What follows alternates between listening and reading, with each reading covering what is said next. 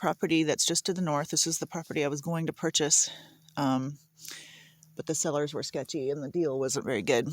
And this is where all my water on my property is going, and all the water from my neighbors' properties is going. And look at the grass. It's like basically taller than me. And mesquite and everything is maybe, it's bigger than the mesquite on the other properties. It's getting more water, of course.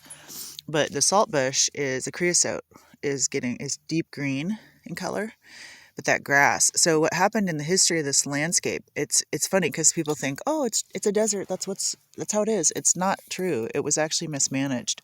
Ranchers, no surprise there, came in with cattle and grazed the grass down to the nubbins, and then they brought sheep in, which pulled the grass out of the ground, and so it desertified their region. This particular patch is probably about 10 to 12 acres, and I was going to buy the 5 acres to the left of me here, and just ended up not going forward with that for various reasons. The deal I have is much better, but this is what the grass is. It's insanely tall. It's amazing, but it shows you what can happen with water. So just simple water capture, and holding on the land is going to allow me to produce a lot more plant matter. Here you can kind of see the type of drainage that's heading towards that parcel with the green, the deep green, and the tall grass. These are naturally cut washes, essentially, that it's not natural. It's due to, the destroyed landscape, but you can see how deep they are. They're nice and deep. And these are just channeling water to that parcel. So I'm on the parcel just to the north of me. I think it's one parcel, then that, and then a little bit into that green patch, that grassy patch, is the next parcel that I was going to buy. But anyway, just to orient you, but yeah, you can see how deep these washes are. And they're just water just coursing through, cutting deep channels into the land. And this is a resource that I can work with. And there's one of these on my land that's really nice and deep like this. It's actually even, I think, a little bit deeper. But look at that.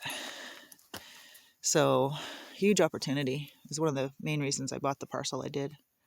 So this is an example of some of the lichen or crust. I can't think of what it's called. There, you can see there's that white one and then this black one. So these are really important, actually, parts of the desert floor. I can't remember what they do particularly, but I think it's actually stopping erosion. And I haven't seen a white one before, so this one's really beautiful. But the little black ones, I had that feeling when I first saw them. I pulled one up, but I immediately was like, oh crap, I think I know what this is doing to the land and I need to put this back. But they're really, they're an important part of the ecosystem. So that's kind of cool. This is something I haven't seen before. Let's see if I can zoom in so you can see that over there in the patch is a bunch of crows. And I think that it's a native crow. It's not the same crow as I was seeing in Oregon and California. It's like a red-beaked crow. I was reading something about how there's different crows here. There's several different species of crow. I think there might just be 2. But anyway, that's kind of beautiful. Oh, paying attention to other living beings. Oh no, jealousy. Anyway, it's really neat. All right, so I don't know why I said rise earlier, probably because I had just risen and woken up. So I literally woke up and stumbled out of my camper outside. But this is what it looks like now. Of course, it's setting and not rising. But it's like this amazing, glowing, like rose gold, huge moon. I have never seen, I don't think I've ever woken up at a time where I could see something like this. I'm sorry, I'm acting like that guy who freaked out about the double rainbow. I'm going to stop. But anyway, it's really pretty. I just got these muck boots at this thrift sale, and I shook them out over by my dog's food. And look what flew out. It's kind of creepy even to touch this. I'm all creeped out. But it looks like I had the right idea, even though it's fine now. But because it's obviously crawled away. But yeah, that's pretty cool. So I kind of was thinking like of saying like, this is so quintessential, but it's not though, because it's really not the norm.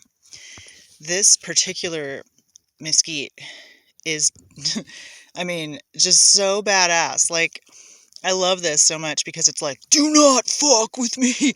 And then it's like the delicate leafy, you know, growth of spring juxtaposed against this like, you know, evil. I mean, it's not evil. It's to protect itself, obviously, but still, this particular tree, it always has stood out to me since I moved here, where these particular branches are just like, dude, ouch.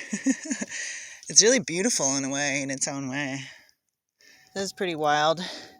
I just took this bag of mulch out of my shed, and it's been there pretty much since I built the shed, and it's been somebody's just driving like really fast over really big bumps in the road. Anyway, sorry, I was distracted. This, I have not opened it until I got it here when I moved here, which I got here, January 9th, and I left on I left January 9th, got here like I left December 29th. When the heck did I leave? Anyway, sometime around December, January. And it's now early April, and this mulch is totally moist.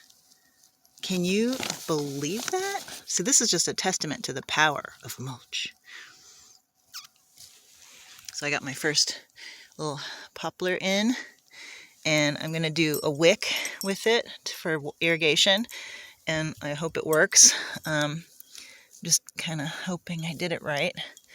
And I went against my normal standard way of doing things, but that's kind of in the world that's not a desert.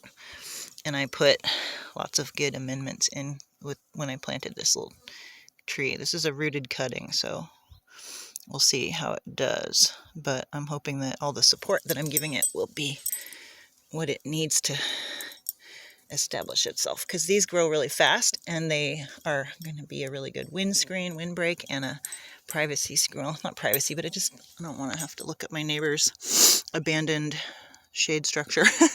So anyway, the main thing I wanted to show you was how amazing this mulch is.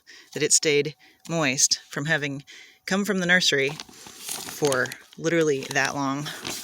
Just, wow, so crazy. That blows my mind anyway. It scared some of the birds. That's what that sound was. So I'm really happy with this weird fabric I got at a kind of a thrift store, I guess, a couple weeks ago, because I had a feeling it would make kind of a good shade cloth. It's not really professional shade cloth, obviously, but I think you can see the difference. I think it definitely makes a difference. It's easy to see. When I was planting, it was really yeah, you can kind of see the little shadow cast, a little patterned shadow. But this is what I planted today. I did 3 of these. These are poplar trees, or hybrid poplar is what they're called. I don't know the scientific name. I haven't bothered to look it up. But I planted 3 of them that had roots. These are rooted cuttings I ordered in the mail. And they're supposed to grow like 2 feet a year, which is still kind of, you know, it's going to be a while, but that's supposed to be fast, and they're good windbreaks. And then I'm doing a wicking technique using a gallon jug that I just am recycling, and I use chicken wire to protect the young tree from deer and whatever. And then I added this fabric I got from the thrift store over the top for a little bit of shade, because it gets pretty sunny out here. So anyway, I just wanted to celebrate the score of weird thrift store fabric that is basically acting as a shade cloth. Hopefully it works.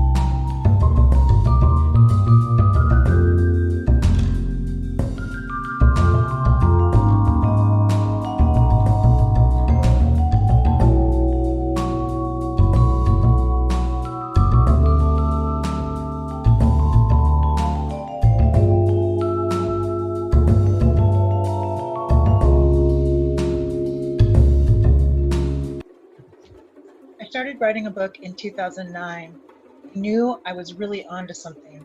But when I started doing research to see if anybody else was talking about what I was writing about, it scared me so much what I found. I stopped writing for 3 years. A lot's happened since I started writing this book. A lot of things had fallen in my way, as if some force were trying to stop me. Maybe you're familiar with this, if you're trying to do something creative in these times. But this was something different, something dark. I think that it is vital for me to share this journey into the darkness and to lead you there with me. I want you to see what I found, but more importantly, I want to show you the solution.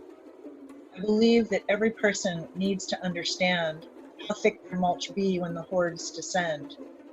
I really think that this is a call that I've been drawn to in my lifetime. This is basically a tell-all book. It's going to show you how to survive what's happening. People are going through horrible things lately, and a lot of us are awake.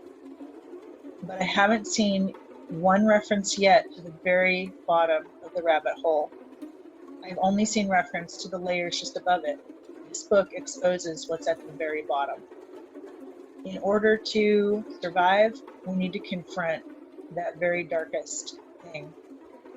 I hope you'll support my project by pre-ordering a copy. It is in its final edit now and will be published soon. Thank you for tuning in and supporting my work. I hope you'll read Zombie Permaculture.